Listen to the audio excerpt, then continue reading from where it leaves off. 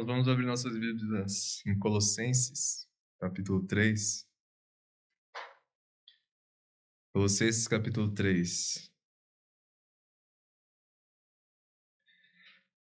Nós iremos meditar nos versículos 1 a 4.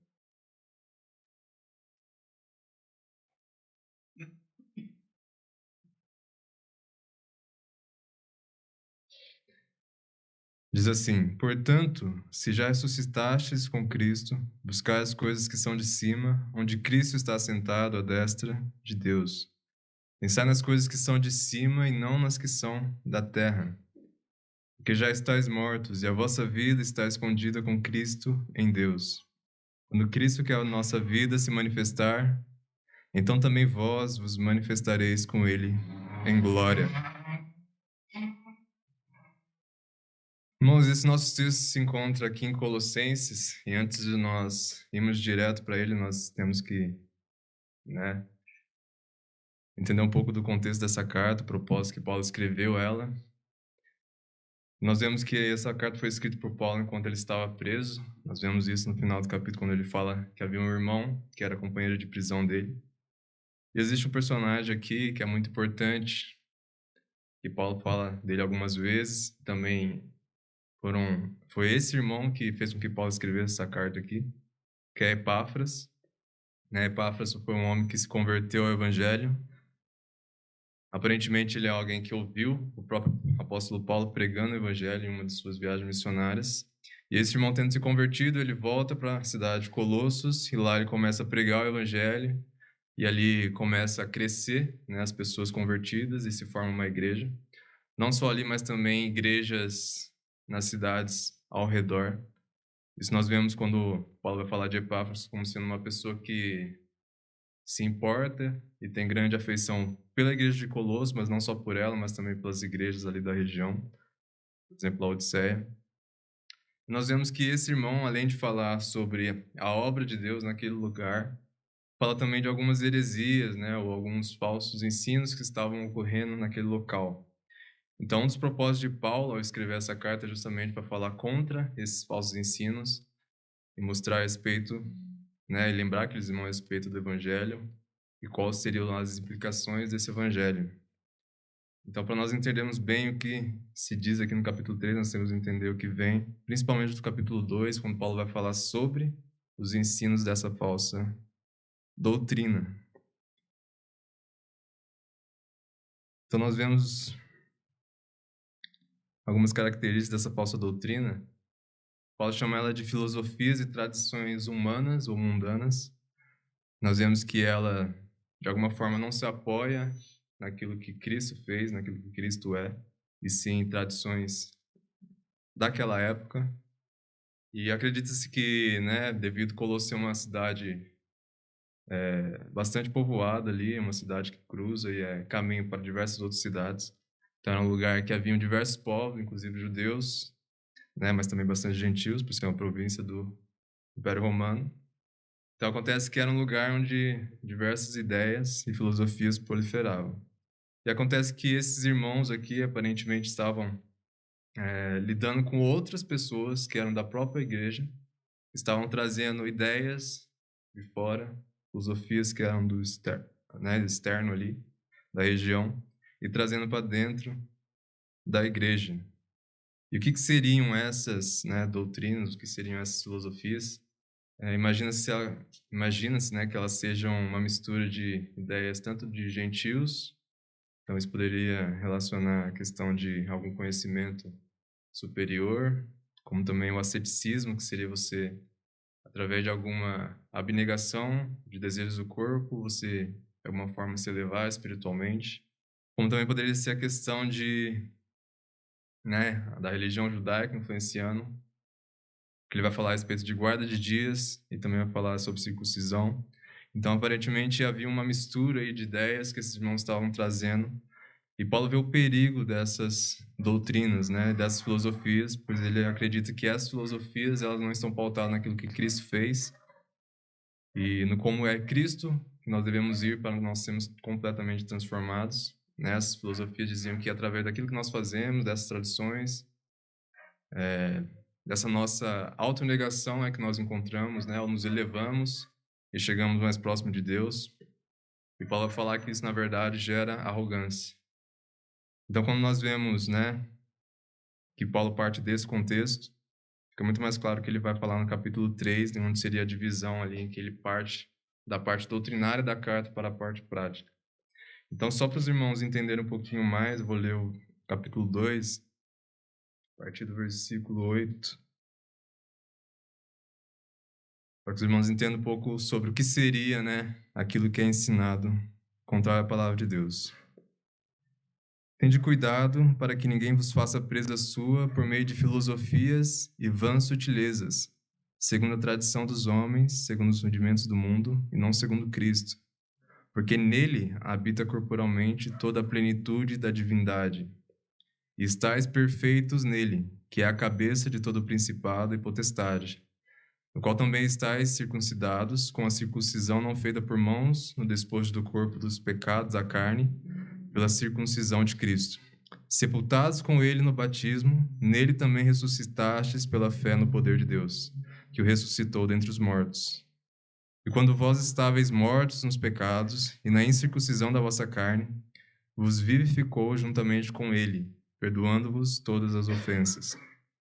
Havendo riscado a cédula que era contra nós, nas suas ordenanças, a qual de alguma maneira nos era contrária, e a tirou do meio de nós, cravando-a na cruz. E despojando os principados e potestade, os expôs publicamente, e deles triunfou em si mesmo. Portanto, ninguém vos julgue pelo comer, ou pelo beber, ou por causa dos dias de festa, ou da lua nova, ou dos sábados, que são sombras das coisas futuras, mas o corpo é de Cristo. Ninguém vos domine a seu arbítrio com pretexto de humildade e culto dos anjos, envolvendo-se em coisas que não viu, estando em vão inchado na sua carnal compreensão, não ligado à cabeça, da qual todo o corpo, provido e organizado pelas juntas e ligaduras, vai crescendo em aumento de Deus. Se, pois, estáis mortos com Cristo, quanto aos rudimentos do mundo, por que vos carregam ainda de ordenanças como se vivesseis no mundo, tais como, não toques, não proves, não manuseis, as quais coisas todas perecem pelo uso, segundo os preceitos e doutrinas dos homens, as quais têm, na verdade, alguma aparência de sabedoria, em devoção voluntária, humildade e em disciplina do corpo, mas não são de valor algum, senão para a satisfação da carne. Então aqui nós podemos ver algumas desses ensinos que eram trazidos, né?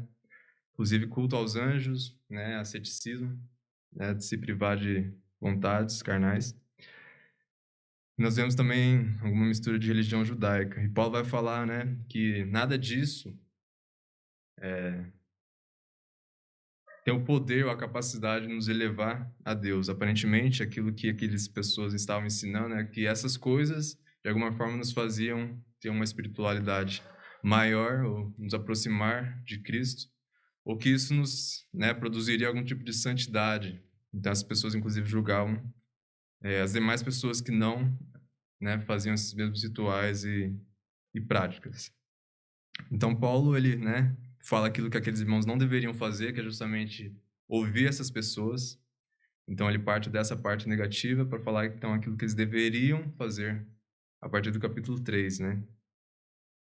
Então nós vemos aqui, resumidamente, o que ele vai falar nesse trecho que a gente selecionou aqui, do versículo 1 a 4, que ele vai falar de onde provém a verdadeira espiritualidade, né? De onde nós alcançamos a nossa santidade, santificação de vida, que com certeza não é baseado naquilo que nós fazemos ou buscamos através de coisas aqui dessa terra, mas sim através de reconhecer naquilo que Cristo fez por nós e aquilo que está com Ele, que seria a nossa própria vida. Então Paulo, né, nos exorta a buscar e pensar nessas coisas que são celestiais e não nessas coisas terrenas que seriam essas tradições. Versículo 1 aqui, nós percebemos que essa palavra, portanto, ela conecta, então, tudo aquilo que Paulo havia falado nos capítulos anteriores, né? Nos capítulos 1 e 2, uma das coisas que ele vai voltar a falar aqui é justamente aquilo que ele ensinou sobre a nossa ressurreição e a nossa morte. Nós vimos isso quando nós lemos o versículo 12, no capítulo 2, em que ele vai falar sepultados com ele no batismo, né? Ou seja, mortos com ele no nosso batismo, ou quando nós cremos nele, e que nós representamos, né, através do nosso batismo. E quando ele vai falar também da questão de nós sermos ressuscitados, né? Novamente, essa palavra aparecendo no versículo 1 do capítulo 3, justamente por conta da parte B do versículo 12, né? Ressuscitastes pela fé no poder de Deus, que o ressuscitou dentre os mortos. E outra coisa que ele vai voltar a falar aqui, que também de alguma forma está relacionado ao que ele havia falado, é sobre essas falsas doutrinas mundanas, né? De homens. Elas seriam, né, aquilo que é terreno, ou aquilo que as pessoas consideram ou pensam que são, na verdade, da terra. Vou colocar alguns versículos aqui em destaque, em que Paulo vai falar sobre isso. Versículo 8 do capítulo 2, ele fala a respeito de vãs sutilezas segundo tradições de homens e rudimentos do mundo. Também o versículo 22, ele vai falar as quais coisas perecem pelo uso segundo os preceitos e doutrinas dos homens. E um versículo que deixa bastante claro que Paulo mostra que as pessoas, na verdade, estavam pensando de maneira terrena, é o versículo 20, em que ele vai falar: se, pois, estáis mortos com Cristo quanto aos rudimentos do mundo, por que vos carregam ainda de ordenanças como se vivesseis no mundo? Então, Paulo ele mostra que, na verdade, essa doutrina que buscava, né, se ascender ao aquilo que é do céu, de alguma forma, usava de meios terrenos para fazer isso, né? Então, Paulo fala que esse é justamente o pensamento terreno que aqueles irmãos não deveriam procurar seguir. Né? A doutrina que nós vemos Paulo falando aqui, e que Paulo vai defender, é que, na verdade, nós começamos de cima para transformar a nossa vida aqui nesta terra.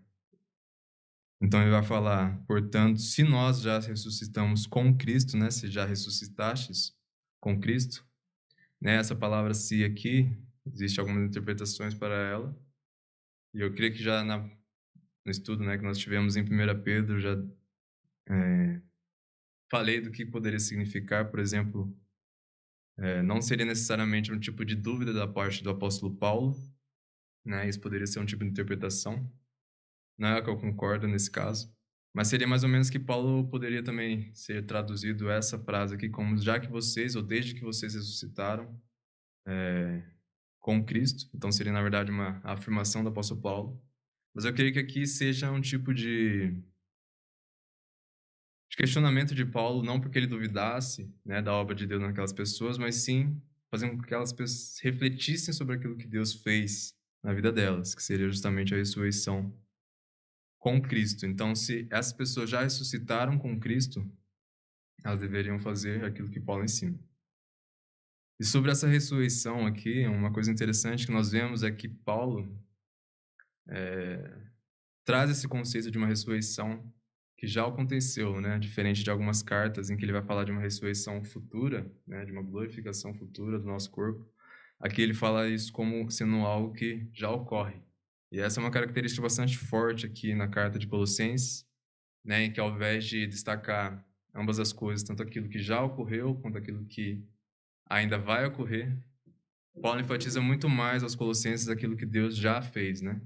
Eu creio que seja isso por conta justamente dessas heresias, né? Essas falsas doutrinas que estavam rondando aquele povo. Então, né, irmãos, o que nós podemos considerar sobre a doutrina aqui do já e o ainda não, né? A gente geralmente define esses dois termos como aquilo que nós já temos e aquilo que ainda teremos. Né? Paulo, ele defende ambas as coisas nas suas cartas, e aqui também ele defende ambas as coisas. O problema é quando ele fala de nós já ressuscitamos com Cristo, ele vai falar disso em um aspecto ainda não totalmente manifesto. Quando ele vai falar, por exemplo, que a nossa vida está escondida com Cristo. Ou seja, existe uma ressurreição, uma nova vida do crente, a qual ainda não é plenamente mostrada ou esclarecida a todas as pessoas, né? Mas também ele vai destacar o aspecto futuro dessa nova vida, em que ela se manifestará completamente quando Cristo retornar.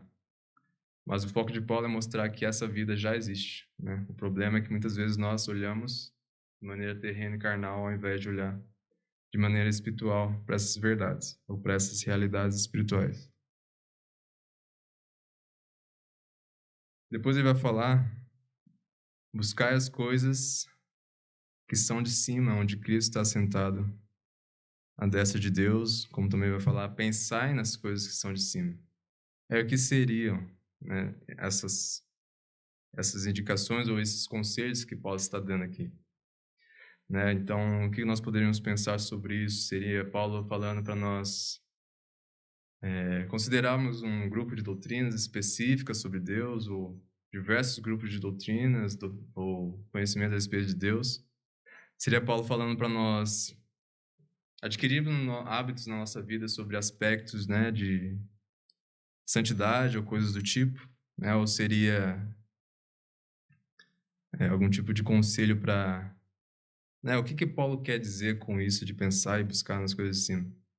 Eu sempre li esse texto e tive uma dificuldade de entender exatamente a que isso se refere, né? Será que eu devo ficar estudando a Bíblia o tempo todo e a Bíblia tem que ficar passando na minha mente? O que seria exatamente isso? Uma das coisas que nós vemos, irmão, para entender bem esse texto, é que nós devemos considerar, né, o contexto e principalmente aquilo que Paulo já tem apresentado nos versículos anteriores. Né, uma das coisas que nós observamos é que Paulo ele combate aqui justamente o pensamento terreno apresentado por esses ensinos e filosofias daquela época. Então, na verdade, aqueles pensamentos que são da terra são justamente esses pensamentos de que através daquilo que eu faço, então é a guarda dos dias, é a adoração que eu faço dos anjos, ou inclusive as visões que eu tenho de alguma forma especiais, é que de alguma forma vão fazer com que eu me leve e seja santo e alcance mais proximidade com Deus. Essa proposta é a proposta daquilo que Paulo combate aqui. Então, é evidente que não é através daquilo que nós fazemos nessa terra é que nós temos, né, o pensamento espiritual. Na verdade, se nós procuramos Deus dessa forma, acreditando que através daquilo que nós fazemos, nós alcançamos um grau de santidade maior ou algo do tipo, isso demonstra que nós estamos tendo um pensamento terreno. Então ele fala, pelo contrário, nós devemos pensar nas coisas que são de cima e buscar as coisas que são de cima. Essas duas palavras, elas meio que corroboram para o entendimento único do que seria isso, né? Por exemplo, se nós formos pensar na palavra pensar, né? A redundância que cabe, ela não significa necessariamente apenas, né, o intelecto humano, algo do tipo. E isso por quê? Justamente porque a palavra buscar também reflete o que seria esse pensar, né? Não seria algo mecânico, mas sim algo que também revela os desejos do nosso coração, revela também a nossa ansiedade por alcançar alguma coisa. Como também nós vemos que o apóstolo Paulo, usando essa palavra em diversas outras cartas, ele também vai dar um sentido mais amplo do que necessariamente apenas o intelecto humano. Então, quando ele fala sobre buscar e pensar, ele está falando de uma busca incessante ou algo que nós temos como extremamente importante, está na nossa mente, está no nosso coração.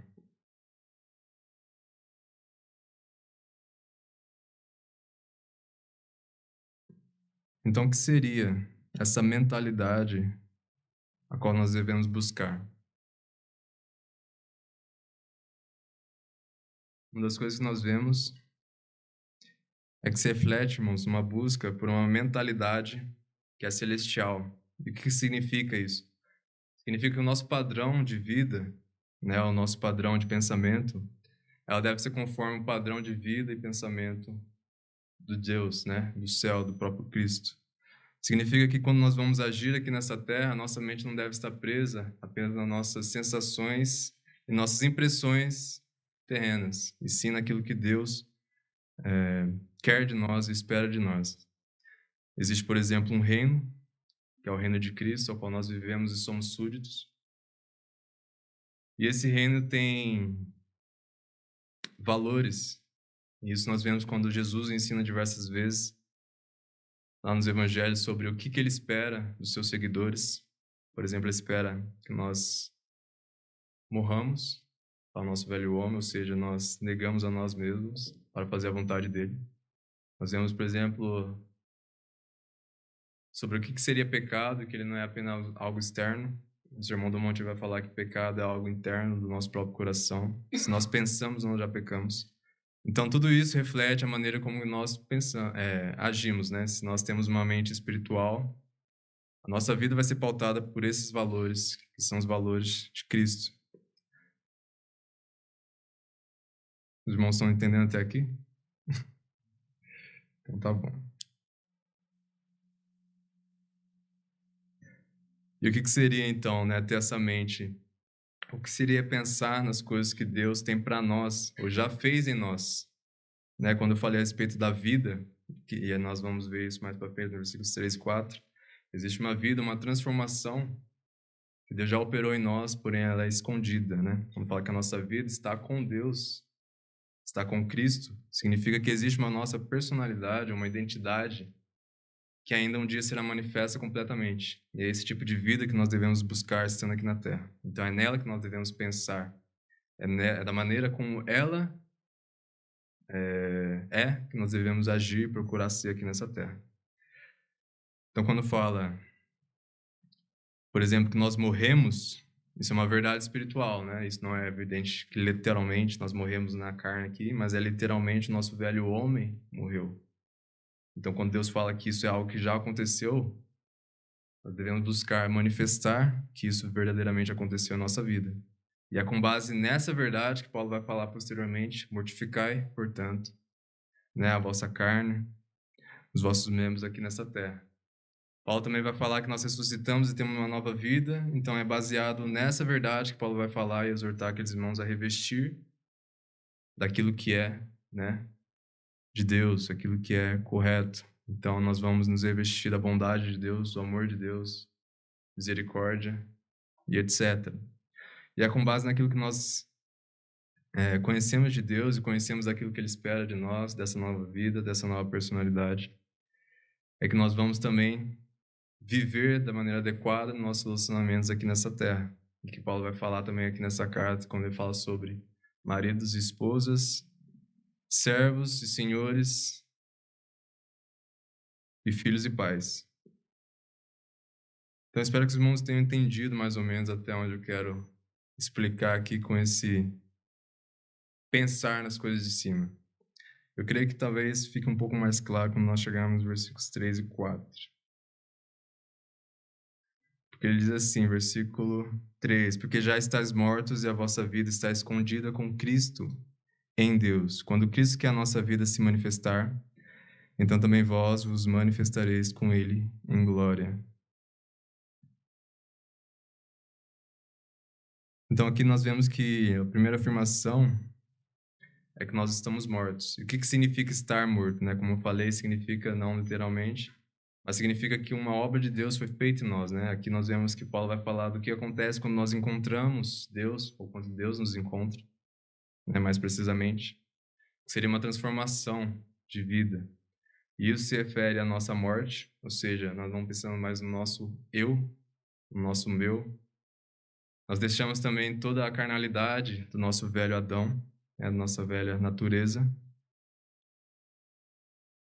Nossa vida agora é uma outra vida, né? E é esse o ponto que eu quero destacar aqui, que eu só entendi depois que eu estudei esse texto aqui, né? Mas essa semana. E essa vida, né, o que Paulo se refere aqui é justamente essa nova natureza que nós recebemos, né? Essa vida seria justamente essa nova natureza.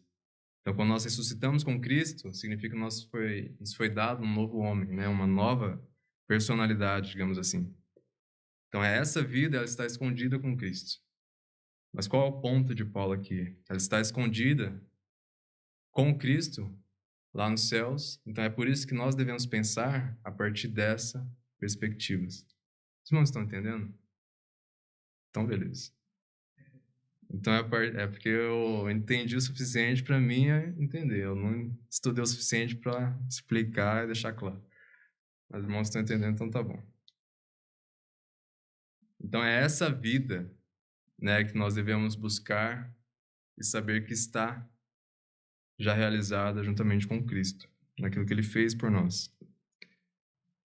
E também ele vai falar sobre o aspecto futuro dessa vida, né, que ela ainda é encoberta de certa maneira, mas que um dia ela será manifestada, né? Nós vemos que aqui nessa vida que nós vivemos na Terra, essa personalidade totalmente transformada, a nossa vida completamente semelhante a Cristo, né? Ela muitas vezes se perde, e muitas vezes nós somos semelhantes às pessoas aqui dessa terra, né? Que tem algum tipo de ética, algum tipo de respeito ao próximo, coisa do tipo, né? Então, porém, uma coisa que nós vemos também é que não deveria ser assim, né? Nós deveríamos brilhar muito mais do que uma simples ética humana. Então, uma das coisas que nós devemos ter em mente, que Paulo quer ensinar aqui, é justamente que a nossa vida, ela não deve se basear numa perspectiva carnal. Eu passo aqui, através daquilo que eu faço, eu alcanço algum tipo de nível espiritual superior. Mas saber que através daquilo que Cristo fez, nós já alcançamos esse patamar superior. A nossa vida já está com Ele. Uma das coisas que Paulo fala também em outra carta dele é Gálatas, capítulo 2, e isso pode ser um paralelo aqui no que nós temos visto aqui.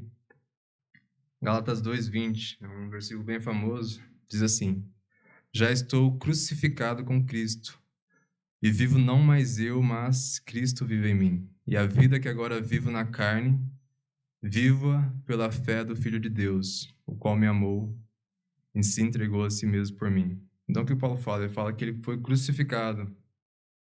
E apesar dele viver ainda nessa carne, ele não vive mais uma vida conforme os valores da carne dele, mas sim uma vida que é proporcionada pelo próprio Cristo, né? Ele vive Cristo.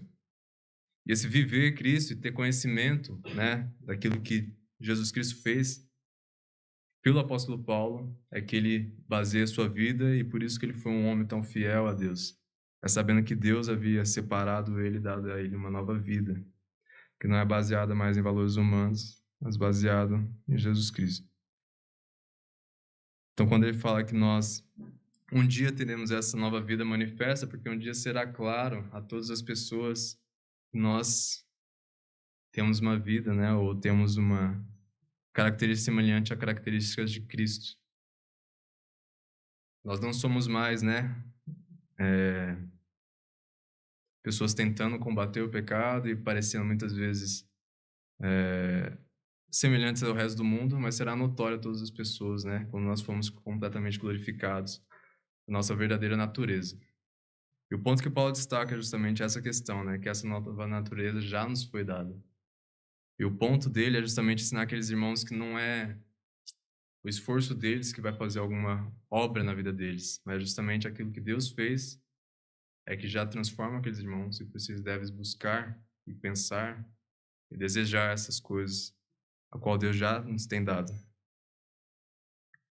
Então, irmãos, para tentar deixar um pouco mais claro, né, vamos concluir algumas considerações, né?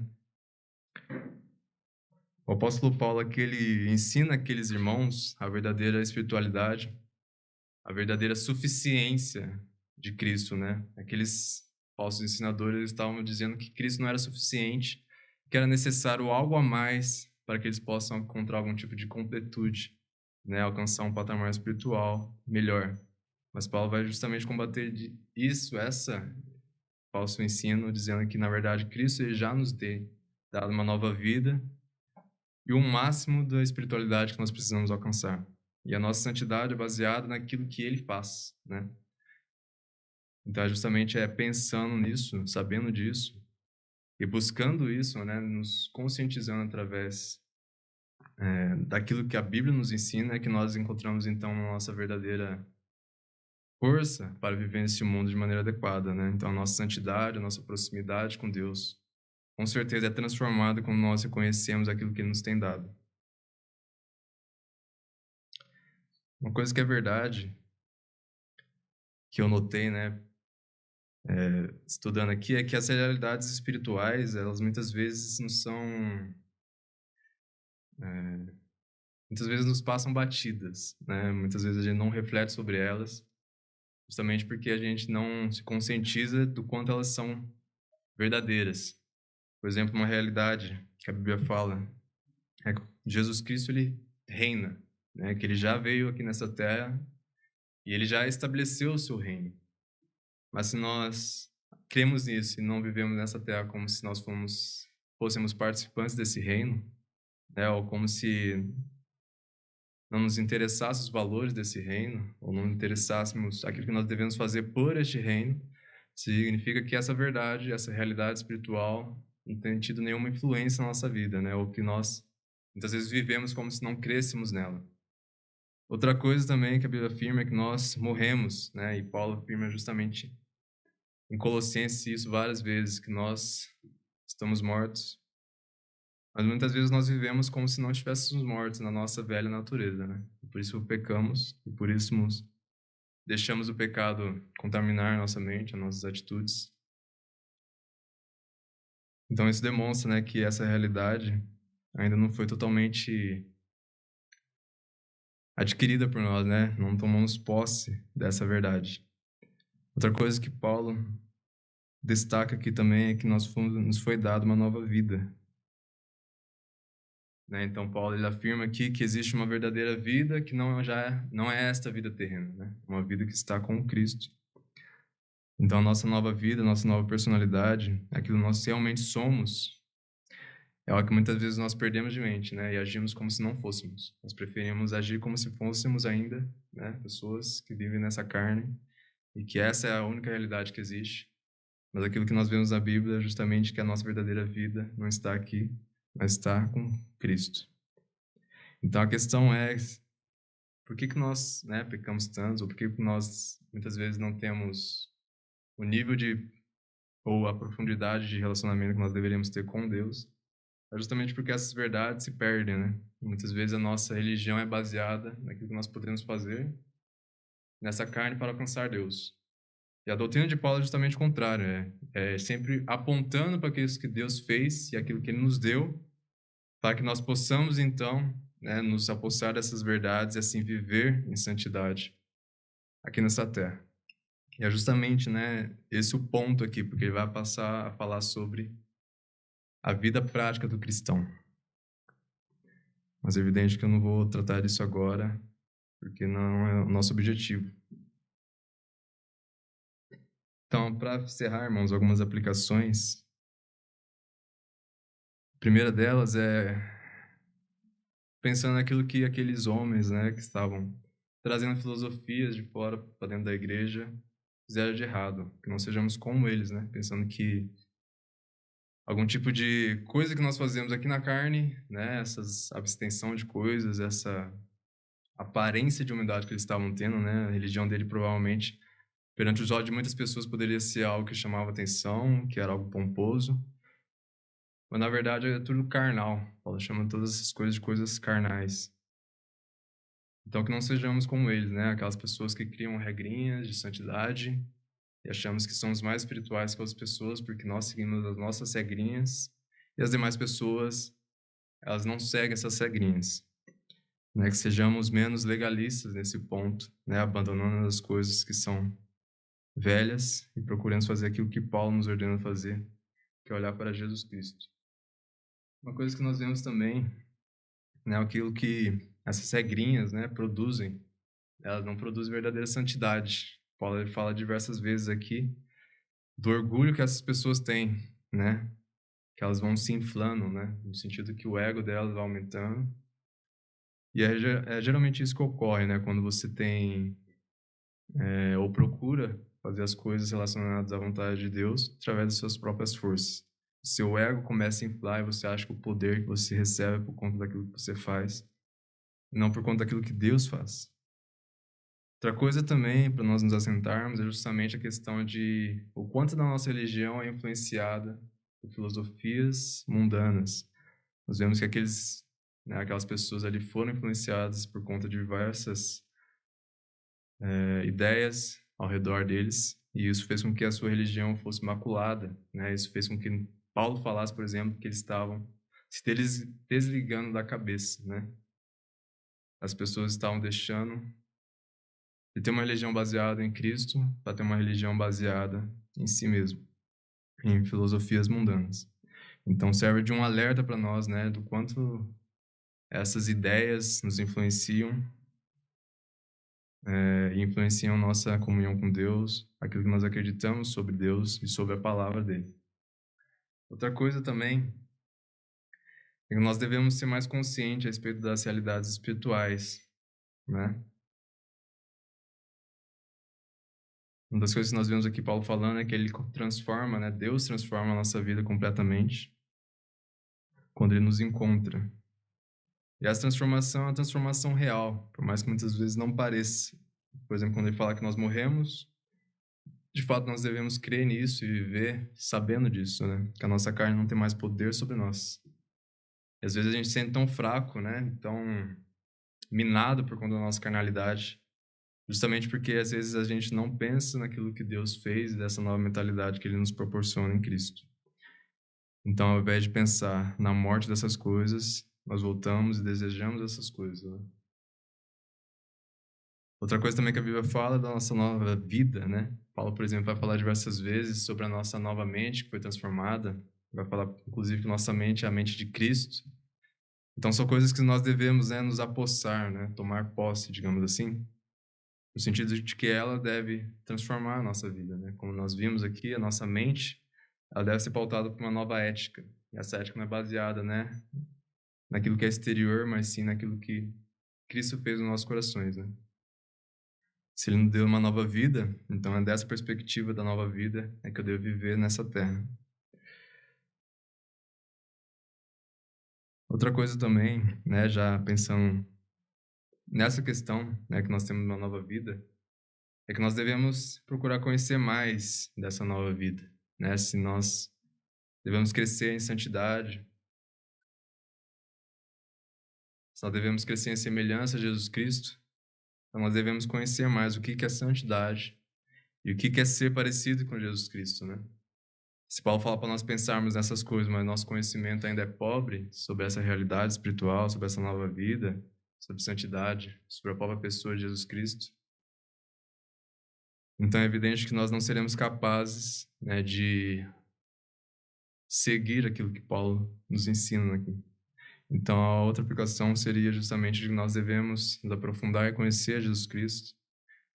Não só apenas conhecer, né, intelectualmente, né, uma maneira de se conhecer e se parecer com uma pessoa, que seria o nosso propósito em relação a Jesus Cristo, né, não só conhecê-lo, mas nos tornarmos semelhante a Ele, é justamente ter uma maior profundidade no nosso relacionamento com Ele, né?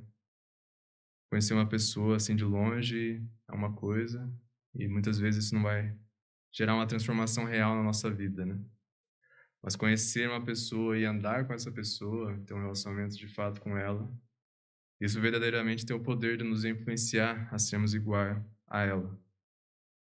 Não? Então, se nós, né, alinharmos o nosso relacionamento com Deus, com Cristo, se nós verdadeiramente buscarmos essas coisas e termos essas coisas em nossa mente, de fato nós iremos andar corretamente aqui nesta terra. Se nós abandonarmos isso, né, e vivemos com olhos carnais, isso será muito difícil. Na verdade, será impossível. Então, essa meditação que eu trouxe para hoje, espero que o irmão tenha entendido a explicação aqui do texto. Não é uma explicação que eu achei tão simples de entregar, mas espero que tenham pegado o ponto aqui do apóstolo Paulo. Tá ok? Vamos encerrar com uma palavra de oração.